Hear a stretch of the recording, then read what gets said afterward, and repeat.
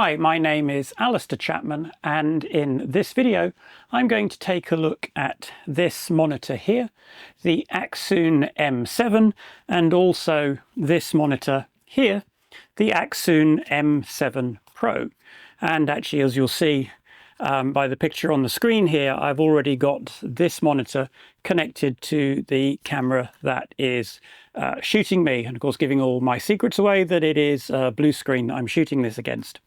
So there's some key differences between these monitors, but actually also a tremendous amount of similarities. So let's start with the M7 and look at what this monitor is and can do, because I think this monitor is actually pretty revolutionary. So if we look around the outside of the monitor, let's spin it around so it's facing the camera. And if we look at the back of the monitor, you'll see there's two slots for NPF batteries. You can also power it. There is a DC input for 6 to 16 volts. So you can power it from a wide range of sources, including a D-tap on a V-mount battery. There is a USB-C PD in, so you can power it from USB-C PD. And under here, there is also actually a 5-volt out. And that 5-volt out might be really useful for powering accessories, perhaps an Accsoon or some other manufacturer's wireless video transmitter. We have two SDI connectors, SDI in and SDI out on the back. And then on this side, we have an HDMI in and an HDMI out. And also there is a headphone port here and a microphone port up here, because one of the things that the M7 can do is it can actually record internally to an SD card. So the SD card slot is just here. Takes a standard SD card and we can record to that card. We can use that for loading files such as lookup tables and other things. Just here, if I just unplug this for a minute, there is another USB-C connector, and this can provide USB-C PD power out, but more importantly and more interestingly, it can also provide camera control. So let's power it up and have a look at why I think that this is actually quite a revolutionary monitor. So I'm going to press the power button. You'll hear a little bit of fan noise perhaps. There are fans in these units, but they're not very loud. They're well managed and quite quiet fans. Once it's up and running, it tends to be fairly quiet. So it doesn't start instantly. It does take a little bit of time to start up. And those of you that are very observant will have actually noticed a little message that has popped up on the FX3 screen here. And that's because this monitor can control the camera. So remote shooting is what I want, and I'm going to close that. Now it's booted up and the Accsoon C app, the monitoring app, has started on it, and it's asked me allow Accsoon C to access ILME FX3, so I'm going to say OK. So now this monitor is able to control my FX3, so the monitor can control the FX3. And if I press the settings button up here, you can see that I've got my shutter speed, camera ISO, aperture, and white balance. And if I touch on that, I get a little scroll adjustment, and I can adjust my shutter speed. I can adjust the ISO. And basically all the key functions, all your key normal sort of shooting functions are controllable from the touchscreen. And I can go a little step further. I can go to here and press this button. And now I have the ability to control the camera's touch focus. So if I want to make sure I'm focused here, I can press on there. I get a little box. I don't know if you can just see that under my thumb. There is a little box where I'm touching the screen. Let go. And if we look down at the camera's LCD, you'll see that the tracking box is now over the girl's face. If I touch over here, I get the same little box, and now I'm focused over here, and the camera tracking will track. But this does give you the ability to set your tracking points from the monitor. Now you don't see the tracking box on this monitor, and that's actually a limitation of what Sony output in the data to the monitor, to the device. And you'll find that all the monitors that can control the camera remotely and have touch to focus via their touch screens have this same limitation. Now, if I come out of this and we look at some of the monitor's built-in functions, down here you'll see that there is a live button, a playback button, and a record button.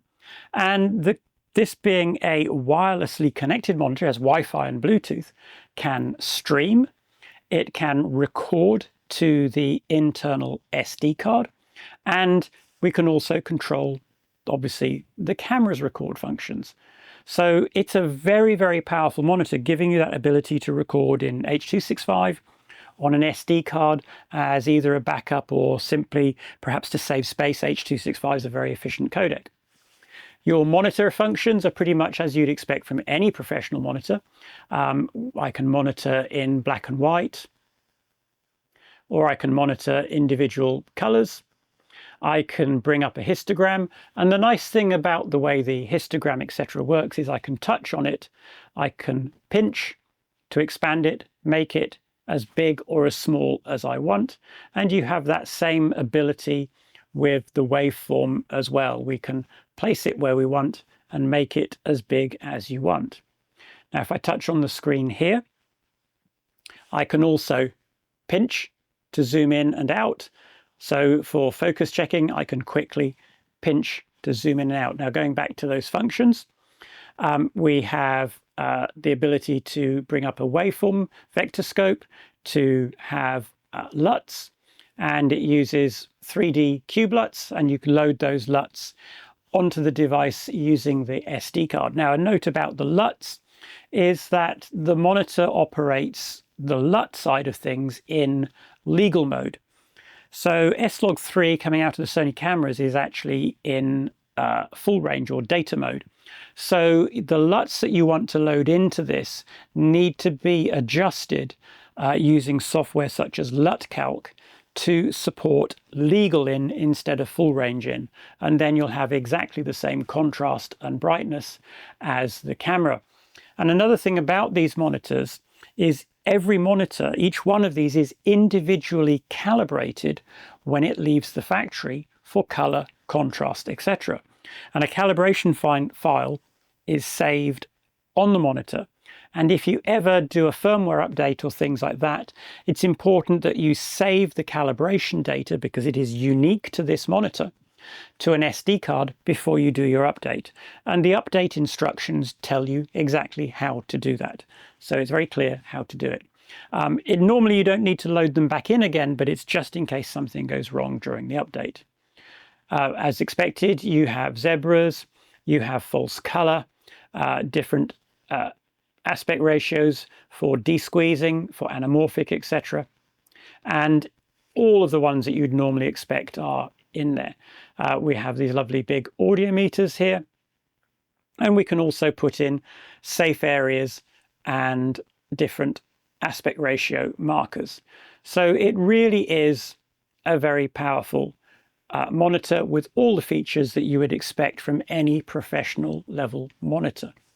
Now, another thing we can do with this, and this is where this gets really interesting with this monitor, is if I swipe up from the bottom of the screen, I get the navigation symbols that many of you that are used to using Android may find familiar. And if I press the square, you can see that I can actually go through different windows. If I swipe up and press the circle, you'll see if you're used to using an Android device, a very familiar screen, and this is actually an Android home screen, because this device is an Android device. It runs the Android operating system.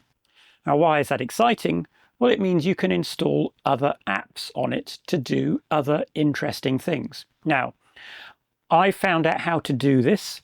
It's not necessarily recommended by Accsoon.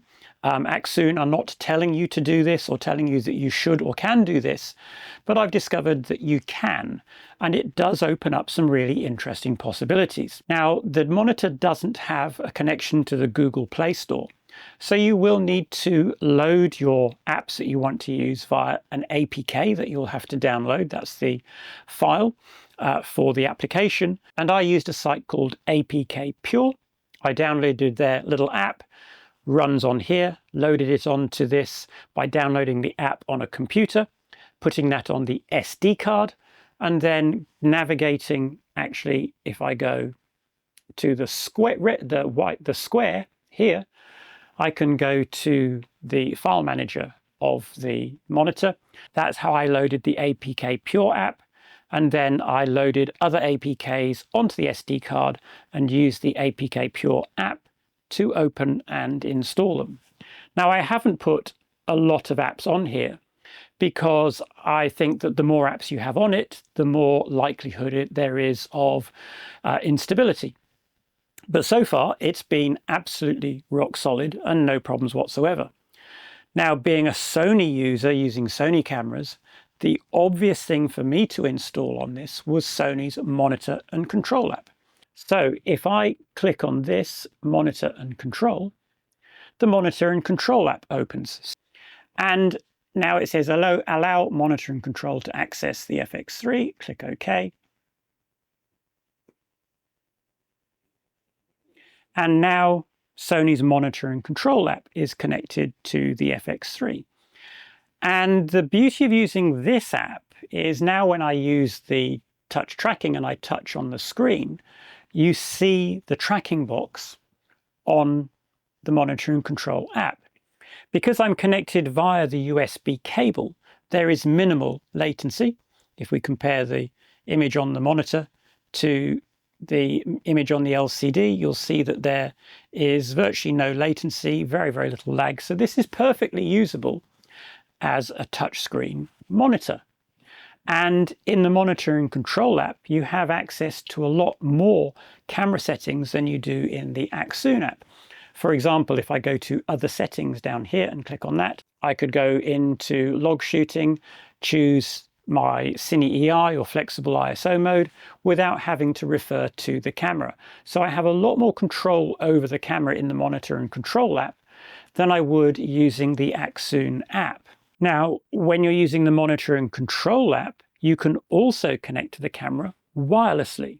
You don't have to have that wired USB connection.